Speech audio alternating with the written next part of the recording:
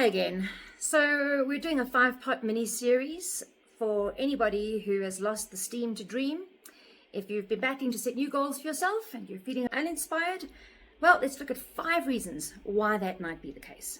The number one reason that we find ourselves battling to dream is because we've been stuck in survival mode for too long. When you're in survival mode, you are looking at the detail. It's all about responding to that client's email, updating the CRM, sending that follow-up message, calling that client, submitting the proposal, preparing your report for your manager, preparing for the one-on-one, taking the feedback from the one-on-one.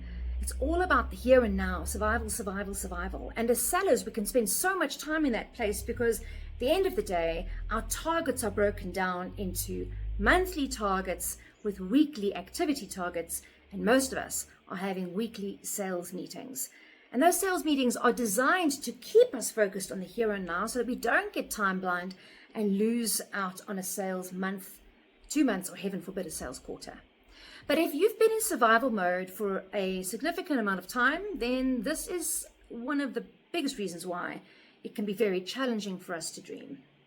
So why is that? Well, the part of your brain that is wired for survival, especially during times of stress, is a fundamentally different part of the brain that you use for thinking big, for looking at the big picture, rather than looking at the detail. Both of these hemispheres of our brain work together, big picture to detail, detail to big picture. Let me quickly explain what I mean by that.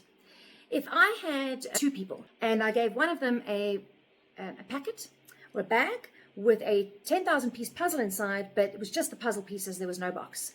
And I gave the other person a 10,000 piece puzzle, but with the box and the correct picture on the box.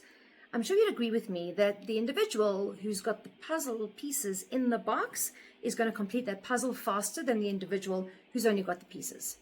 And that's because of how our brains work. Our brains work big picture to detail, detail to big picture. But sometimes we get so caught up in the detail that we lose sight of the big picture. Incidentally, there's a whole lesson in there on pitching skills as well, because you've got to keep your client's mind on the big picture while also pitching the detail. But that's for another day. If you found yourself spending a lot of time in the detail, chasing that deadline, just thinking about the here and now, just thinking about how you're going to make your target, how you're going to make it through the day, never mind the week or even the month, well, then let me tell you a few things you can do. The first thing you need to do is you've got to create some white space, what I like to call margin. You have to create margin in your life. And you know what? We know this instinctively because when you take a break, if you get a holiday for 2 or 3 weeks and you go out of your environment, maybe you go to another country or you go out into nature and you stop feeding your brain with all of this detail about work, what happens when you've been rested? You automatically start thinking about, oh, I could do this and I should have done that. This would be a good idea. You see, when we stop feeding our brains, the dendrites in our brain start to make connections, and those connections are what lead to creative and strategic thinking. So we need to create margin. It's not just about a reward, although there's that. It's actually really vital for us to have that margin if we want to maintain our creative and strategic advantage. So create white space for yourself in your day, in your week, and in your month. My coach likes to tell me that I should only use 70% of my capacity in a day. And I'll tell you, sometimes I'm really challenged. I'm sure like many of you are.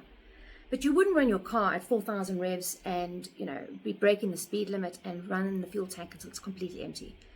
And yet we do that with ourselves, with our minds, with our bodies, and with our emotions. And then we wonder why it's so difficult for us to dream. So create some margin in your life. Create some space in your day. Create some space in your calendar. And make sure that you're able to get away from all the stimulus and the input. A little tip that I learned on Andrew Huberman's podcast is, in the day, you can step away from your desk and go outside and have a look at the horizon, look at nature, just lift your eyes up. And when you look at an expanse and you're not boxed in, your brain starts to think differently. And you've got to give yourself permission to do that, even though it feels like that's the last thing you can do because you have so much on your plate. This is a way out of that survival mode, and it's one of the keys to help you learn how to dream again.